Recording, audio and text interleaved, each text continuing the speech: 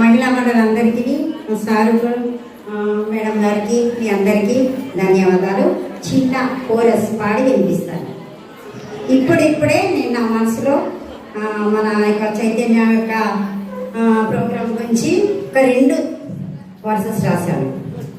వందన వందన వందన వందన వందనము, వందన వందన